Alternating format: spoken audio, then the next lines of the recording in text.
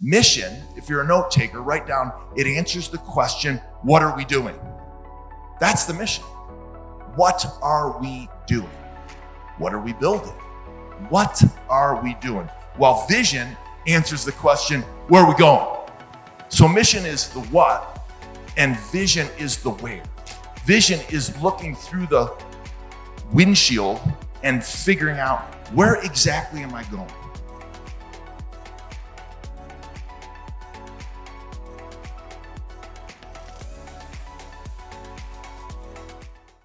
Let me start with this. Nikki Hamlin was from New Zealand, and Abby D'Agostino, a good Italian girl, she was from the US. They were competing in the women's 5,000 meter race at the 2000 Olympics in Rio. With only 1,000 meters left, Nikki from New Zealand, she stumbled and she fell on the ground. And she accidentally tripped up Abby, and Abby fell to the ground with her. I mean, think about it, the dreams that they have of competing, and now they're both on the ground. Now, Abby from the United States, she did something that shocked the world. Instead of getting up and finishing the race, she got up and she turned to Nikki and she helped her up. And she said to her, get up, we're finishing this together. Can you imagine that? And so all of a sudden then, to your surprise, as they start running, the Italian girl from the United States, Abby, she falls down because she didn't realize it at the time, but she had torn her ACL. And then Nikki returned the favor and she pulled her up. And these two premier women athletes finished together. That's what we need to do. Amen. That's the vision for each and every one of us, that we are in it together.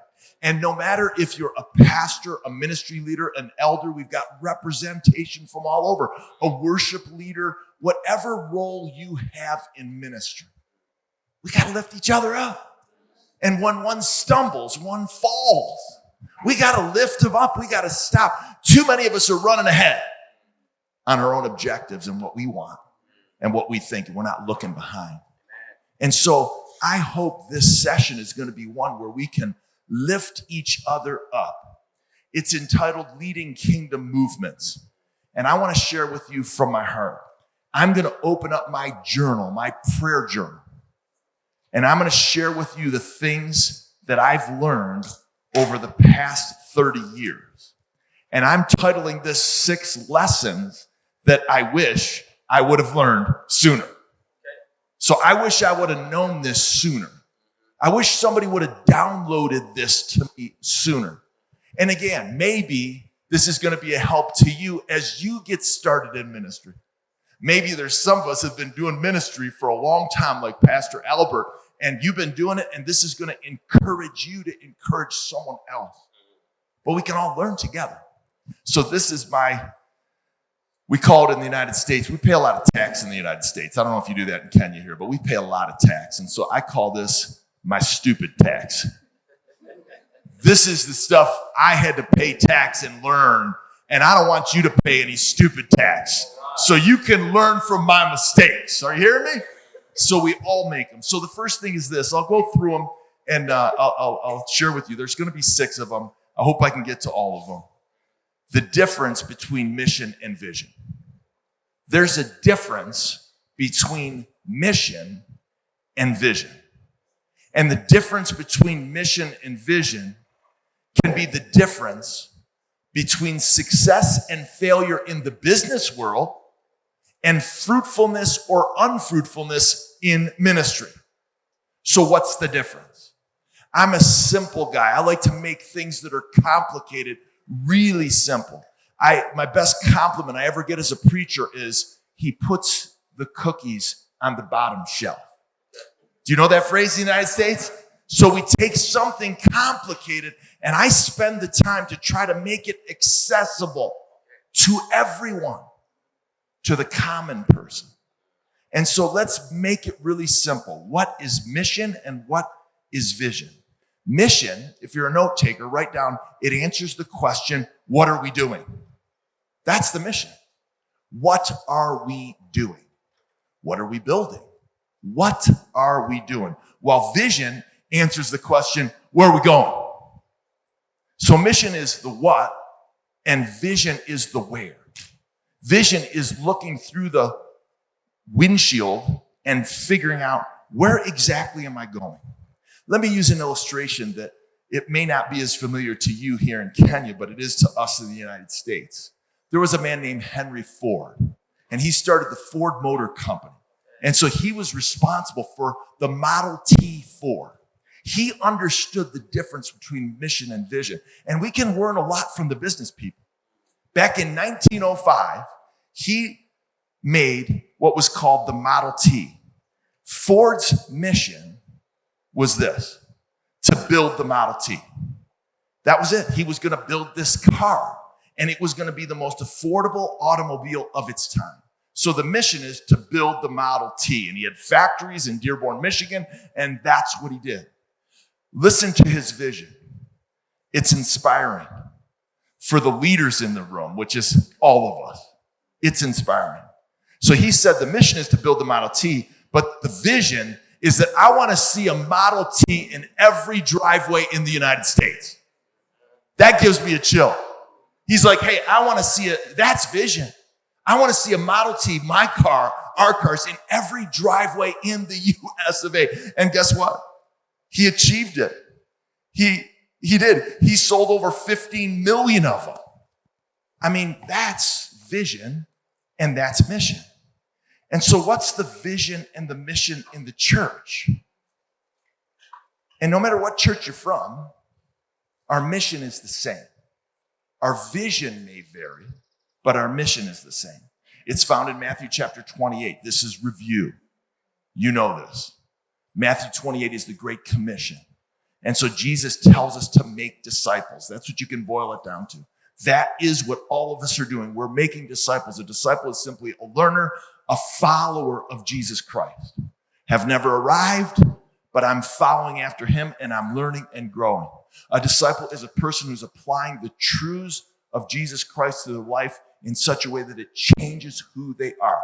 That's a disciple. And so the mission is that we want to make disciples in our churches. Amen? That's what we're building. That's, if I was a business person, I'd say that's the product. I want a fully developed follower of Christ. So churches communicate it very differently. And there's none that's wrong. It's not like it's a right or wrong, but some churches would say, we want to glorify God by the fulfillment of the Great Commission. That's a great way to say it. I want to give God the glory to fulfill the Great Commission, which is to make disciples. Some churches, I know, they say, we want to develop fully devoted followers. Those are just, those are great ways to say it. We say it like this at Highpoint Church. We exist to help people believe in Jesus, belong to Jesus, and become like Jesus. I told you I was a simple guy. We call it the 3 B's. And I expect everybody in our congregation, when you become a partner and a member, that these are the 3 B's. You know, we want you to believe in Jesus. It says in John chapter 1, for as many as received him and believed in his name, to them he gives the right to become a child of God. So belief comes first. We want people to belong. Galatians chapter 2, verse 20 says, for I was crucified with Christ. It is no longer I who live, but Christ who lives in me. And we want them to belong to the community of faith. Now, sometimes believing doesn't always come first, but belonging comes first. Because in your church, I'm sure, as in you've seen somebody who comes and they're not a follower of Christ, but they get alongside some people. And we've even had some people in our worship team who we wouldn't have a non-believer lead worship, right? Because, they're not following Christ. But we've had a non-believer play the drums or play the piano. And you know what? They're back there and they're just like, what is going on here? This is unbelievable. And now maybe you wouldn't agree with me and you wouldn't want a non-believer on the stage. That's you. That's okay. But I'm just saying, I could tell you story upon story of how that person came around that group of worship team and they were influenced so much that they became a Christian and a follower of Christ. So believe, belong, and then become. It says in God's word that what? Jesus came not to be served, but to serve. And so that's how we say it. What's the vision? The vision depends on the church and what God's calling you to do. So remember, mission stays the same, vision changes. It adapts to the changing needs of the circumstances. I was at Pastor Albert's church, and he's got a vision. I mean, they've got a vision that they're building a facility where they can see more people come to Christ. And theme of the year for you, what was it? Tell me again. The theme for the year on Send Community. That's vision. Hey, that's where we're going, guys. Do you see that? See that? What are we doing? We're making disciples. Now, I'm not going to put him on the spot, but I hope, and I'm sure he does because he's a smart guy, he's got a way to say the mission.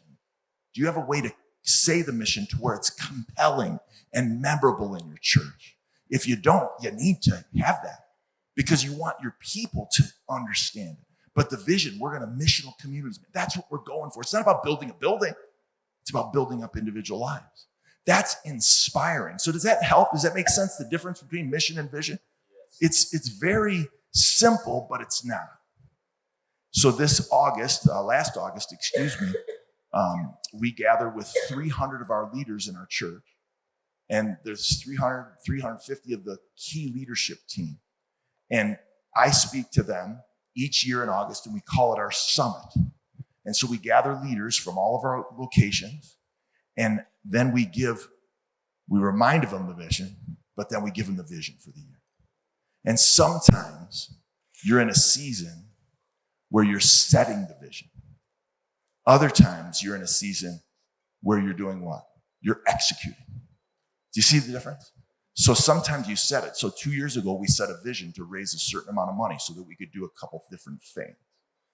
Now we've fulfilled it and we're setting new vision.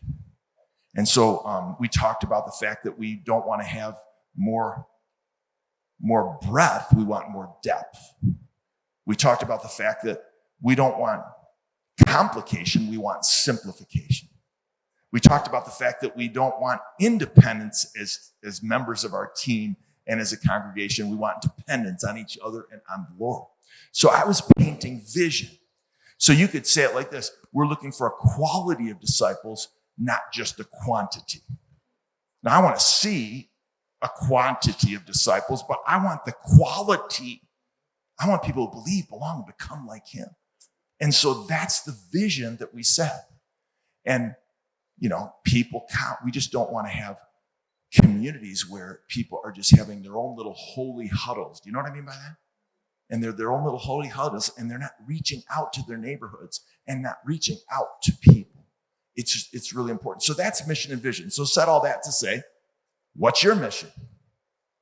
Think with a moment. Can your people say it? Can your key leaders verbalize it? What's your vision for this new year?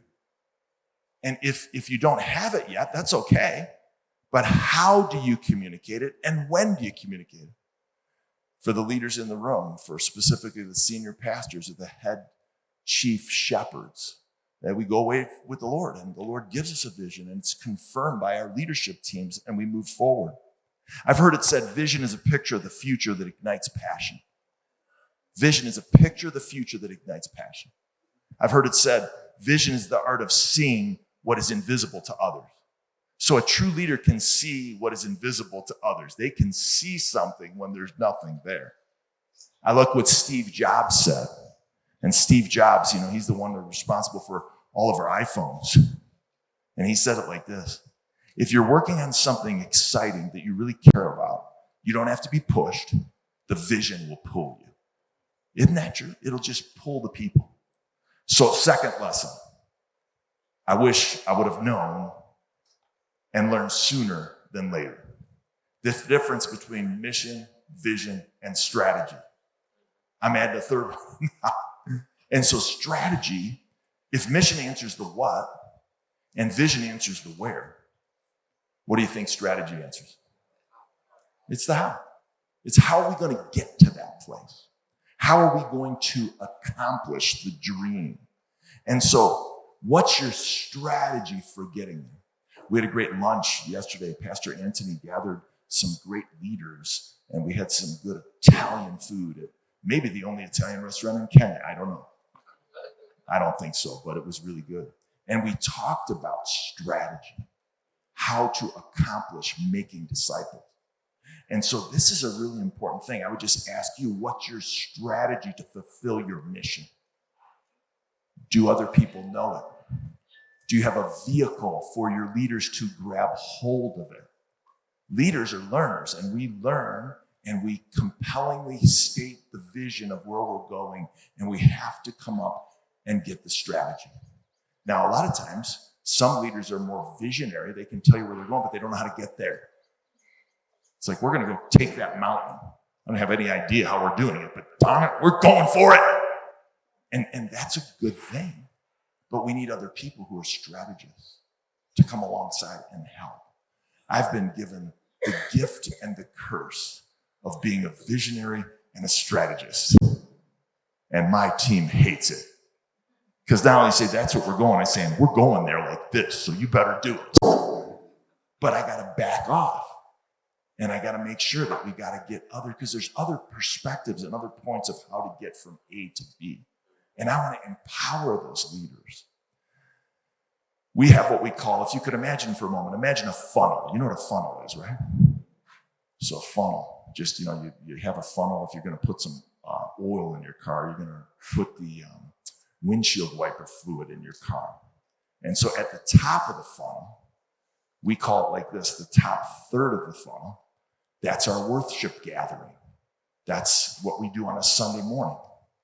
And so that's where people come and visitors are invited in. And so that's the believe part of the funnel, do you see? And then the middle part of the funnel, that's the belong part.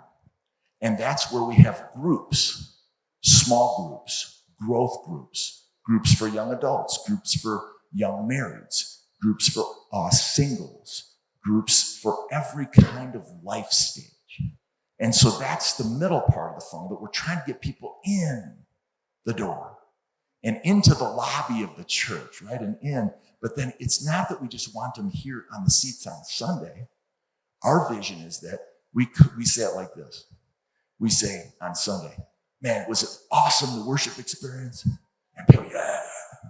And then I go, that's not even the best part of Highpoint.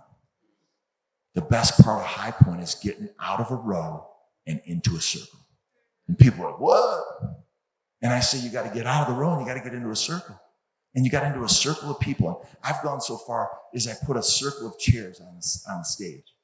And I say, we need you to get into a small group where you can encourage each other and you can grow together and you can have the mutual exchange of ministry.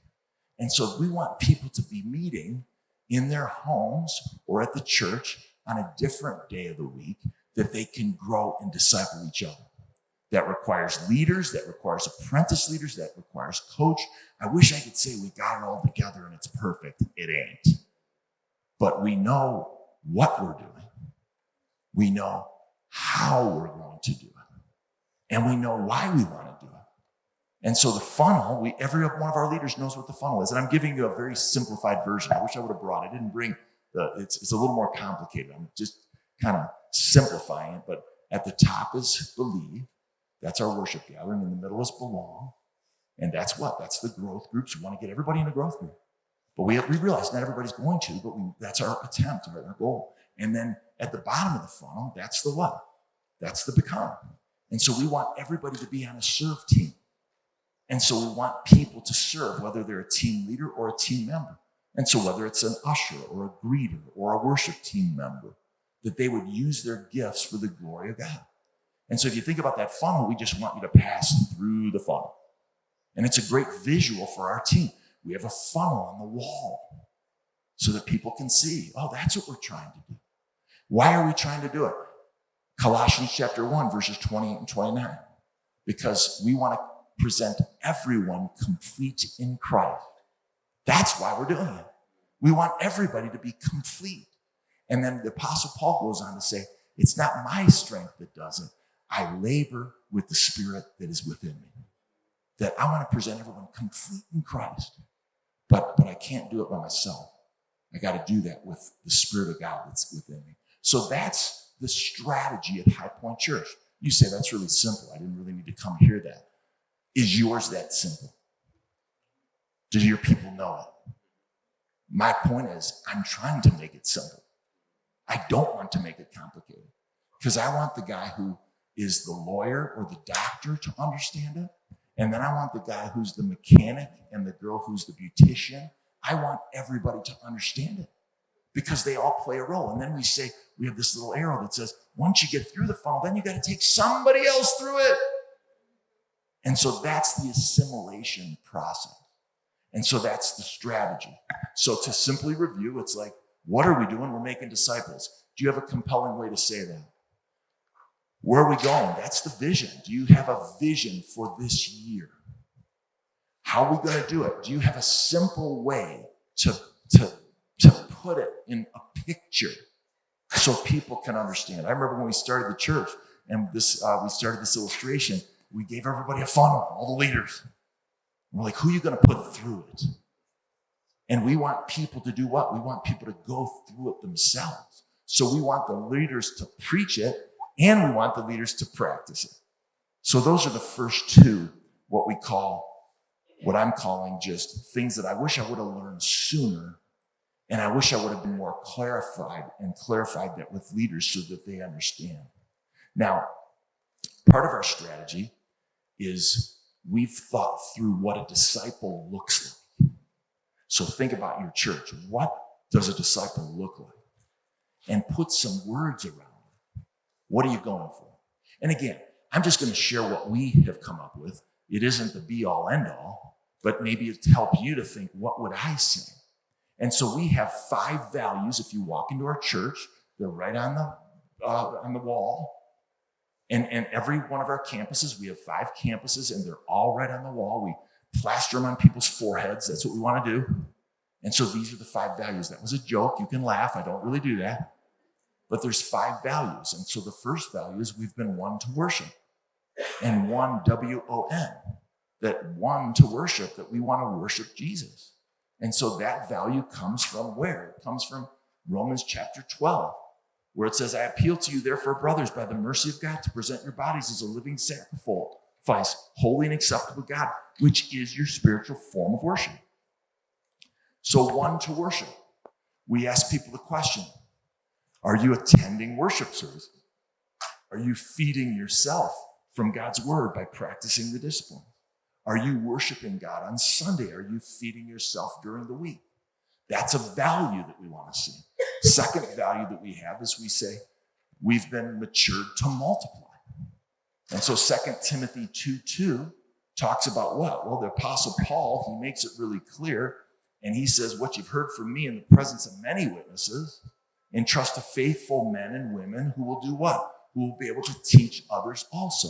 So again, it's not that you get to write all these values down, but these are the ones that we do because we want people to be one to worship. We want people to be matured to multiply, that they're going to grow into a quality disciple.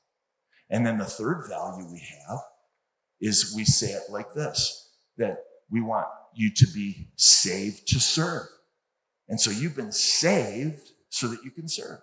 So what's the challenge there? We want to get everybody into a service team and to use your gifts for the glory of God. And we've got a verse for that in 1 Peter 4, verse 10. Each has received a gift. Use it to serve one another. And then 2 more values. Evangelism is really important to us. So we say it like this. And you can tell we've put some time into crafting statements that are memorable. We've been found to find. And so I've been found, and now I want to find. Who am I going to reach out to? And who am I going to share with? And so Jesus said in Matthew 4, verse 19, he said that he wanted to make us fishers of men, right? And so that's what we want to do, is we want to be fishers of men. So our values, one to worship, that has to do with coming to church and feeding yourself. Our values that we've been matured to multiply, that has to do with getting into a small group. Our values, we've been saved to serve. That helps us to get into a service team. We've been found to find that, hey, we want you to be inviting people to church, and we make it easy for people by giving invites and doing initiatives to evangelize your neighborhood. And then number 5 is that we've been blessed to invest. And so that's about becoming a cheerful giver. And that the value for us is that people will give back their financial resources to this church, their tithes and their offerings. And we teach that, just like we teach a model here. I did it after last night's service. And so again, I'm not saying those are the greatest values in the world and you have to have those. All I'm saying is, what's yours? If you looked at a disciple, what are the 3 to 4 to 5 things that, man, that's really what we're going for? And get with the Lord and get that on paper and teach that. Does that make sense? Is that helpful? Yeah. If it's not, I can stop and do something else. Is that good? I mean, that's kind of what the strategy is. So we want everybody to know it so that they can do it. And so when you become a member at our church, we call it partner. Do you guys do membership or?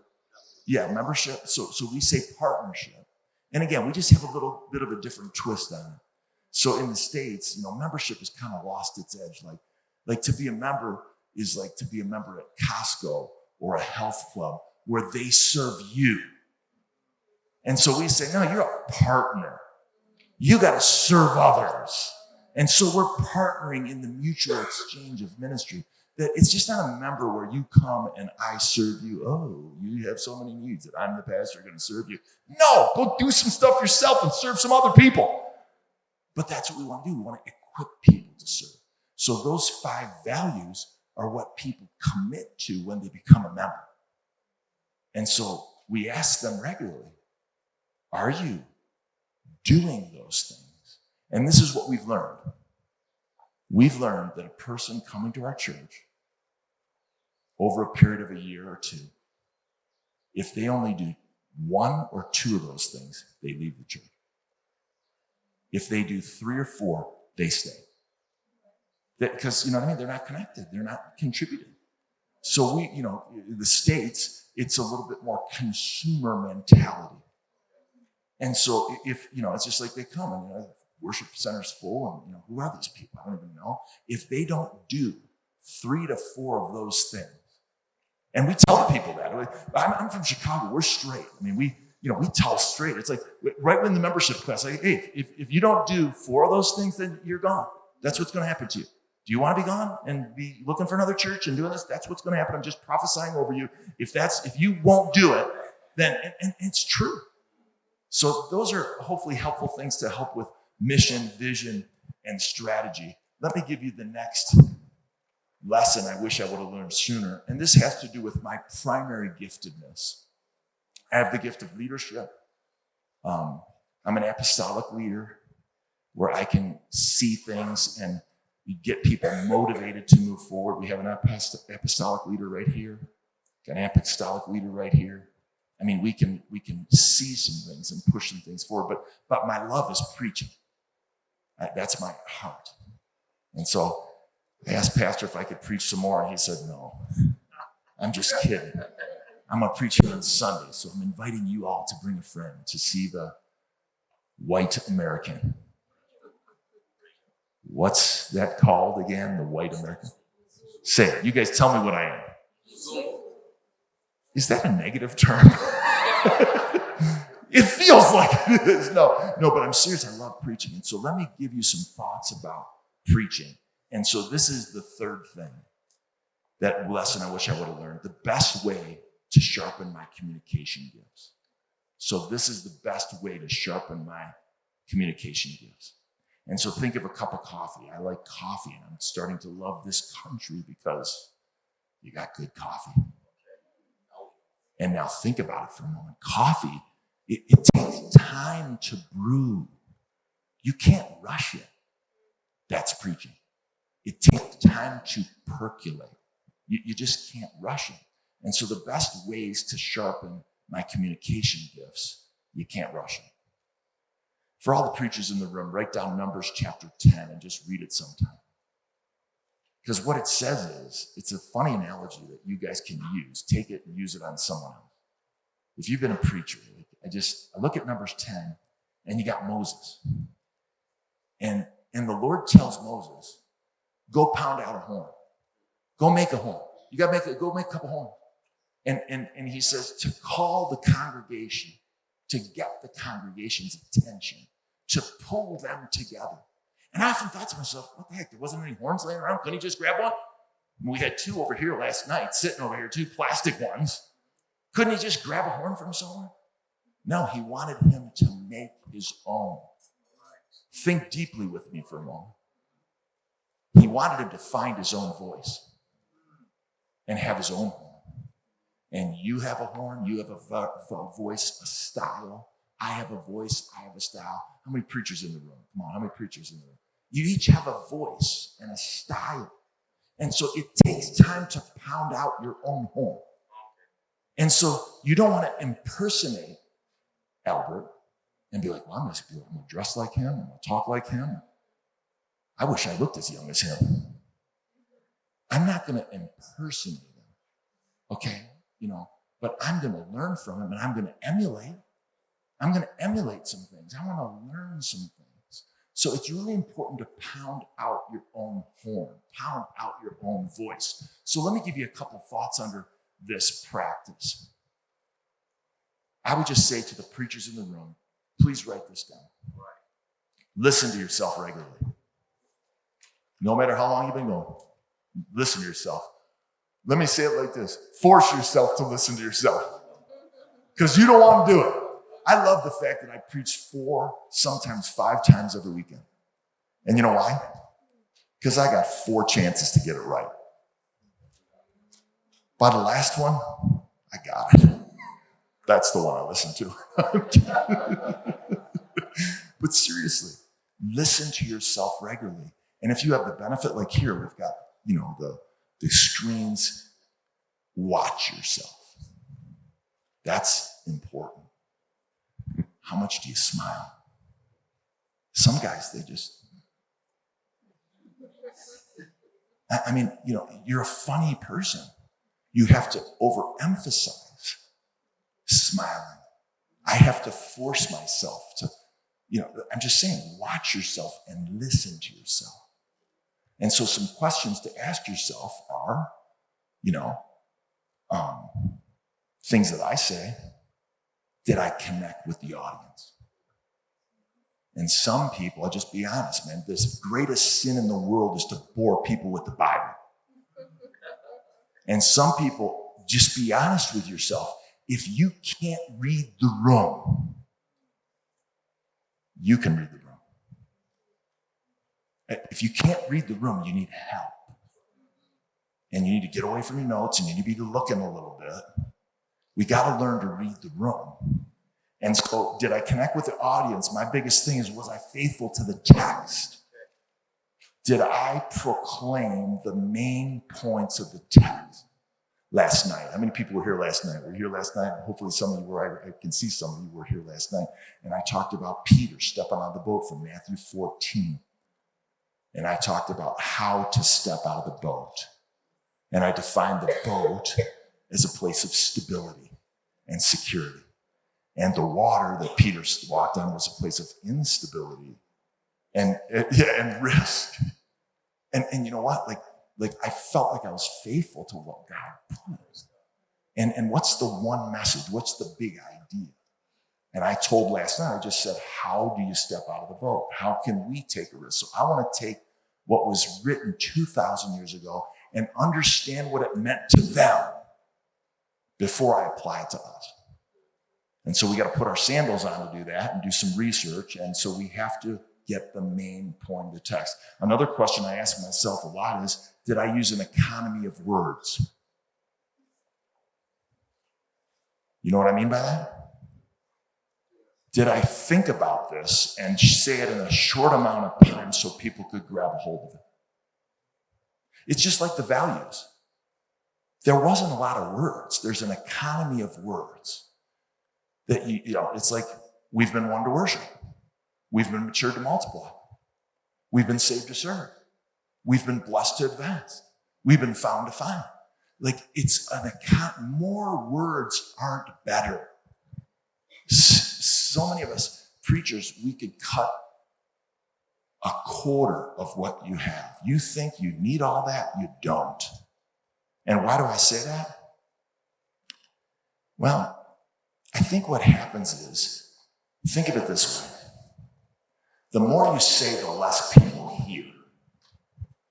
Did you hear what I said? The more you say, the less people hear. And they can't grasp that much. And so use time to really think through how you're going to say what you're going to say. And then I always run my messages through the 3H test. And so the 3H test is hone it, humor it, heart it. And so when I'm done with my message, and I'm like, okay, I think I'm done. And it's never quite done because you're always thinking about it. I want to hone it. What do I mean by that? I want to get rid of unnecessary things. I do a word count on mine, and my word count is, if I'm over 2,000 words, I write the whole thing out, then it's too much. I know myself. I'm going to go too long. So I want to hone it down. Do I really need that story? Do I really need that definition? I want to say less to say more. So hone it. I don't know if that's do you understand that word? I don't know if you use that word, but it's like honing it is trimming it down.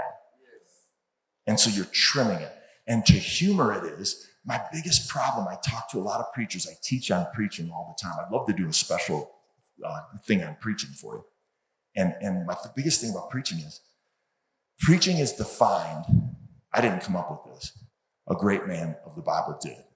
And he said that preaching is defined as truth communicated through personality. Your pastor has a personality. It's truth communicated through personality.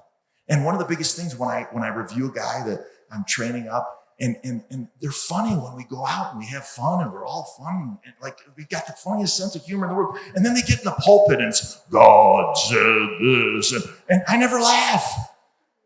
I mean, who are you right now? What did you just turn into? You just turned into something that you're not. God gave you a sense of humor, and God gave you gifts like be yourself. That's finding your own voice. That makes sense? And so I hone it, I humor it, I make sure I got to have a couple jokes in there, man. And what people in my church think, they think it's off the cuff. It's not. It's planned. Everything's planned. I'm just telling you, there's not, even last night, there wasn't much off the cuff.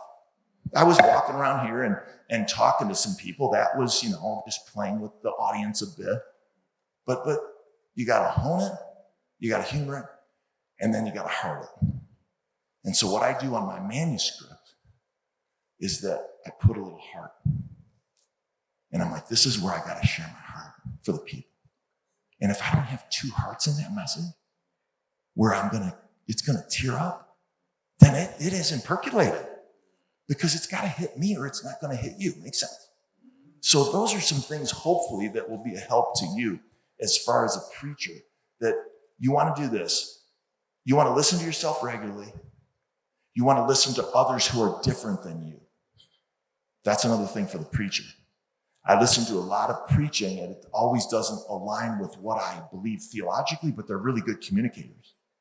And so I want to learn from them. And so another thing is, review and revise your message on Monday. It's a painful experience. When I first started out, I would have my folder and I would think about the message and I'd think about, what did I do? And that didn't work. And I thought that worked and it didn't. And I would write on the back of the folder where I kept the message notes, all the things I would do differently if I got to preach it again. And you know what? It helped me to grow. And another thing that I did the first 6 years of preaching, I fasted every Saturday. From Saturday until Sunday morning, I fasted for 24 hours. And I did that. Nobody knew. I didn't tell till after it was over. But I did it because the word was so important. I felt the heaviness and the weight of the word. And I just wanted to fast. And so I believe God helped me and used that to make me the person that I am. The other thing about preaching is this. solicit feedback regularly. Not from everybody. Like the person that tells you, well, you just use too much Bible. Well, you don't even know what I'm going for. Right? But gets feedback from mature leaders and people you respect and people that you love. So those are just some of the things that I would say to you about preaching. And so under this topic of preaching, I would say spend as much time on how you're going to say it versus what you're going to say. And so when I first started out, I spent all my time on researching what the Bible meant. But I didn't think enough about how am I going to say it through the Italian personality that God gave me. And so let me just give you a couple examples about what I mean. Instead of saying, well, you need to share your faith. You've been found to find, so you better go out and share your faith, okay? Instead of saying that, I would say it like this now. If the gospel rested solely on your shoulders, think about that. Now, I know it's kind of foolish to think, but just for a moment, imagine the gospel rested solely on you. How far has it traveled? Now, isn't that a twist? Hey, you need to tithe. We got these things up here, these right here. You better get over here and tithe. 10% right now. Get that over here and tithe. Instead of saying that, what I mean by thinking how to say, hey, you know what? Giving is important to the Christian faith. But I just got to ask you this question just between you and the Lord right now. If everyone in our church gave as much as you, where would we be? Would we be more? Would we be less? And I know 35% of the people that come don't give. So I'm just saying, do you see what I mean by that? It's just using different ways. So those, I could speak a whole session on this, and I won't. Our time is escaping. I've got several others to talk about. But preaching is really important. So let me get to the fourth lesson. Hopefully we'll get to all 6 of them. Fourth one I wish I would have learned sooner. The balance between thick skin and a soft heart. The balance between thick skin and a soft heart. Can I tell you, Pastor, that you're the most misunderstood, misrepresented, and mistreated person in the world? Pastors are. They're misunderstood, they're mistreated, and they're misrepresented. And you go through so much pain because you own this, and people hurt, and they hurt you. They say things about you. They leave the church. And we got to stick together, man. So you got to keep your soft heart that I love people, even though these people are driving me nuts. Can I say it like that? And it's like, they're doing things. And, if I took my shirt off, I won't. I could show you the scars on my back from how people have just hurt me. I had a guy on our staff one time, and he was so upset and he left the church. You know what he did? He called the top 15 givers and tried to get them to leave the church. That's not wrong. That's evil. Like, who does that? I mean, I could tell you story upon story of hurt, but you got to keep your heart soft. And so my wife, Jody, if she was here, she would call it the hug test. And so the hug test is, I don't know of a good example. You don't have Target here. Let's say you see the person at KFC. KFC, right? And you're in KFC and you're like, oh, this is a great American place. I think I'll try KFC. And you see somebody walks in who's from your church. And they were saying some pretty nasty stuff and you haven't seen them for a year and they left. Can you go over and give them a hug? Or do you want to punch them in the face?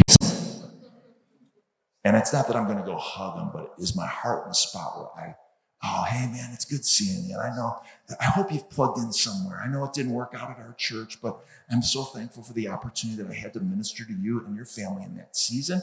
And I just want to thank you. And I hope that you're going to a place where you're being fed. Do you see the difference? But it's real easy to say that. Now think of the person that just hurt you in your church. And they just left. And maybe it was a small group and they took a bunch of other people. It's hard.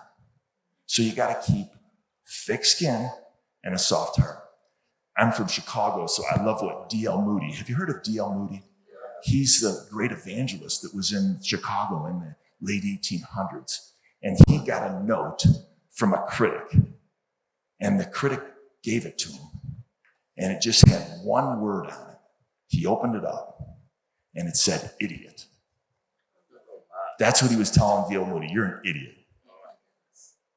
And D.L. Moody took one look at the note. And he turned to a pastor. And he said, look, this guy just forgot to say anything. He just signed his name. Do you get it? He's like, he is, not me. All criticism is not equal. It's not. And the more someone is invested in the mission of the church as a partner, at serving, giving, then guess what? The more I listen. We can, the squeaky wheel gets all the grease. It's the people that complain the most that aren't connected and to the body in a meaningful way. And you just can't listen to all that. You can't please everybody. Turn to your neighbor and say, I can't please everyone. You got to stop trying to please everyone. And think about Jesus for a moment in John chapter 6, verse 60. When many of his disciples heard what he's saying, they said, this is a hard saying, who can listen to it? And then John 6, 66. Well, there's a couple sixes there, tripled sixes. That must not be good. You know what it says in that verse? It says, and after many of his disciples turned back and they no longer walked with him. Hey, if people left Jesus, they're going to leave you. And that's okay. We got to turn your neighbor down and say, it's okay if they left. I mean, we just got to stop trying to please every single person. So repeat after me. I'm a better pastor when I don't need other people to tell me I'm a good pastor. Do you hear my heart of that? I'm a better pastor when I don't need other people to tell me I'm a good pastor. Like, I don't need other people to tell me that. Who do I need it from? Just one. I need to please him. And I love what the scripture says in John chapter 5, verse 30. I want only to please the one who sent me. I can't please everyone. And so is this helpful? Let me go ahead and give you the fifth, what I'm calling the prioritization of high-value activities. And so this is the prioritization of high-value activities. This is the fifth one. So I want to prioritize high-value activities. And so everybody wants your time. And it's hard to try to figure out what I should do. Let me ask you this question and just answer it to yourself. What is your highest value activity? We're all gifted in different ways. We call it at Highpoint, we say, we want people to operate at their highest and best. Some people, they don't want to preach. Some people want to serve kids and hold babies. Some people want to lead leaders. Like, what's your highest and best? And we want to put you in your highest and best place within the kingdom to serve. So when I say high value activity, let me define it this way and answer it to yourself. In your church, the highest value activity is something only you can do. It's only you. So think about that for a moment. What can only you do? A low-level activity is something everybody on your team can do. So this isn't arrogant. It's just like, what can I do? And so I don't want to do a bunch of stuff that everybody can do. I want to do the highest value and best that I can do for the organization, for the glory of God, for the church. Now, I'm not saying that you could get rid of all the low-level responsibilities. My heart was burdened yesterday as we went and saw some of these pastors, and I went home and cried. Because I'm like, here I'm able to spend so much time. I spend 30 hours a week on message preparation. And these guys, like, they're freaking digging a well to get the water out of their church because it's flooded. They got another job. Like, they're doing so much. They have to do everything. It's a one-man show. Like you just can't grow the church that way. You got to get other people, right? Do you hear my heart in that? Like, other people, you got to get other people to be involved and lift other people up. And so what's your highest value activities? What can you bring to the church that nobody can? What can you bring to the church that, you know what? And it's not arrogant. That's my best. And I'm not saying you're the only one that can bring that, but you're part of a team that does that. Like, I couldn't do what these people do up here. Is that phenomenal? This girl right here, man, I'm telling you, you guys are phenomenal. I came in the side door here. There's so many trap doors around here. I don't know where I'm at half the time. And I came in the side door and they were practicing. And I came up and I think I might have scared on you guys. I was trying to be funny and you didn't know that the white man could be funny. And so I walked in and I'm like, come on, give me a mic. And they're like, get off this stage. No, they didn't say that. But that's not my highest and best. It isn't planning worship sets. Now, I have a lot of leadership in the worship ministry. Because we say it like this: the senior pastor is the worship pastor. I'm not leading the worship ministry, but I'm responsible for what happens. And so you got to get the right people. We got a great guy. I don't know his name. He sits back there with a bearded guy. He leads it, right? Yeah, I mean, that, you know, he's very capable. So what's your highest and best? And again, I'm not saying you can get rid of all the low-level things, administration. You know, somebody's got to do it. In some seasons, I just got to do it. Like, I remember the first four years of our church that, like, we bought this building and we got all this new furniture. And I would come in on Saturday for the Saturday night service, and I'd come in at 2:00, and I'm a neat freak. I'm a freak. Like, I have the gift of seeing what's wrong before I see what's right. And it's like, and the chairs were crooked. What the heck, man? These chairs are crooked. And so I would literally spend an hour straightening all the chairs in the lobby in a 100,000 square foot office space. But I did it because I was an owner. So you can't get rid of everything. But identify for today, what are the 4 or 5 things that you should do or can do? Let me just give you mine as an example. Preaching and teaching. That's 40% of my time. Vision casting. That's 15 to 20% of my time that I paint the vision. Shepherding key leaders. I can't shepherd everyone, but I'm going to shepherd the key people. Because those are the kind of people I can get. I got a business background. I've had a lot of life experience. You know, it's very hard to talk with high-level people. Not everybody has the gift to talk to high-level givers. You know, hey, Ron, man, my team, Ron's got to go out to lunch with that guy. Because I can paint a vision.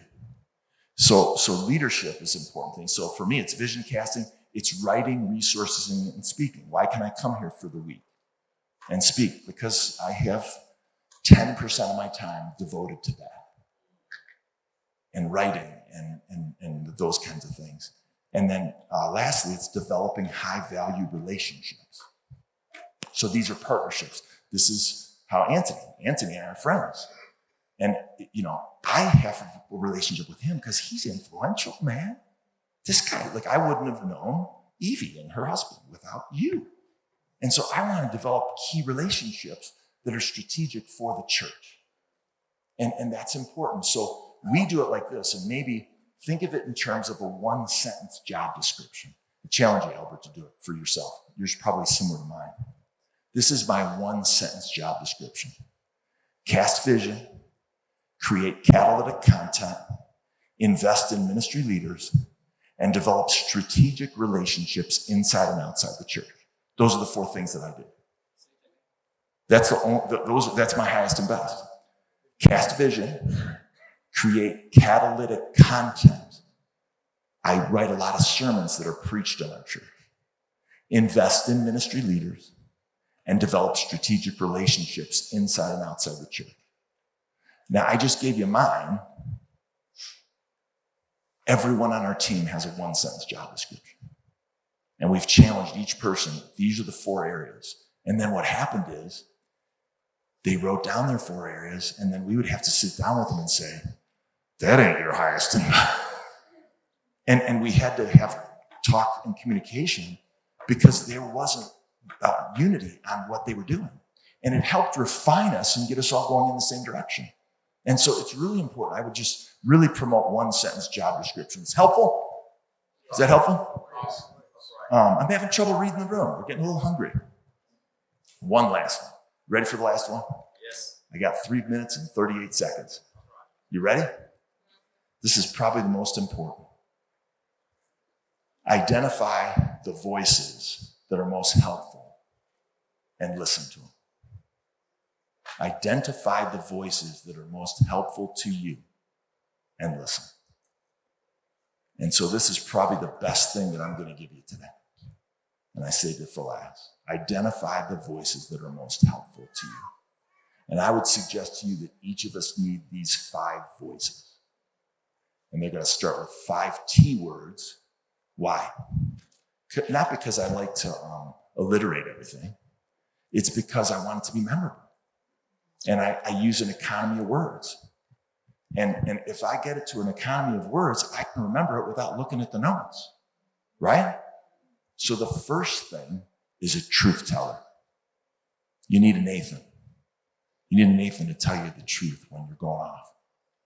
Somebody that you've invited in to be a truth teller in your life. Second thing, you need a teacher. You need to learn. You have to be leaders or constant learners. So we need teachers. We need people to teach us. I'm learning from the bishop. I think he's learning from me. We want to learn from each other. So there's truth tellers. There's teachers. There's the third one is Timothy's. Timothy's. Sorry, I'm popping my T's and P's. Timothy's. So what do I mean by a Timothy? Timothy. Do you know what Timothy? Well, what's he in the Bible? He's a guy Paul poured into, right? So Paul poured into Timothy. So who are you pouring into? You need somebody that tells you the truth teller. You need, what's the second one? Teacher, somebody learning from. You need a Timothy so that you can pour it into him because then you really learn it. And that's 2 Timothy 2 too, right? And then the third one is probably the most important. At least it's been to me. You need a trustee. Now, I don't know if it will communicate in your language or the way you speak, but a trustee, do you know what a trustee is? A trustee is somebody who takes ownership. So think of it this way. I have certain people in my life that are much older than me and way ahead of me in ministry. And the trustee is the person I call if I got a problem or if I feel like I want to change churches. I got offered this sweet job in Detroit, and it's a church that's a lot bigger than mine. And should I go do that? There's a guy who lives on the West Coast. He's in his 70s now. He's been my trustee for the last 25 years. And the reason Larry is my trustee, and I wouldn't make a move without calling him. I got another guy. I've got 3 people that I got to get their input. And they know me. And the reason Larry's a trustee is because if I call Larry and say, well, I just wrote another book. Would you write a forward in this one too? You wrote one in my last one. I just opened another campus. I just planted another church. There's nothing that I can say to Larry that's going to impress him because he's done way more than I'll ever do. He's written 50 books. He's got a church of 25,000 people. You know what I mean? Like I can't impress him. And so he's a trustee because he's walked ahead of me. And so I value his input into my life. And so I wouldn't make a decision without calling a couple of these guys. Does that help? And then the last one, you're going to love this one. Tank filler. Tank-filler. What do I mean by that? Tank filler. Tank filler, somebody who fills my tank. Like, I'm just talking about the people I like to have fun with. I'm talking about the people I like to hang out with and laugh. The people that know me and can have fun with me. That's the tank filler. The people I play golf with, the people I play basketball with, the people that I can hang out with, and I don't have to be the pastor. And do you have this saying in here? I can let my hair down. I can just be myself. And you need tank fillers, man. Men and women who are going to fill you up spiritually. Now, warning. One person cannot fulfill all five. Warning. Your spouse shouldn't be in any of those. Now, I'm telling you, she should be a truth teller. Yes, but I'm just saying, you can't just say, my spouse is that for me. You need another man in your life telling you the truth. Because this is what my wife would say. She would say, if she was standing here, and I'd love to get her out here next time, but she'd say, like even when I went into ministry, and there's certain things that I've done, and I talk about it with a mentor, a trustee, and I'm like, man, he gives me the advice. I'm like, I got to do this. And I go home and I tell Jody, I'm like, Jody, I got to do this. And she's like, I told you that 3 weeks ago. You didn't listen. You had to hear it from another man. And it's true.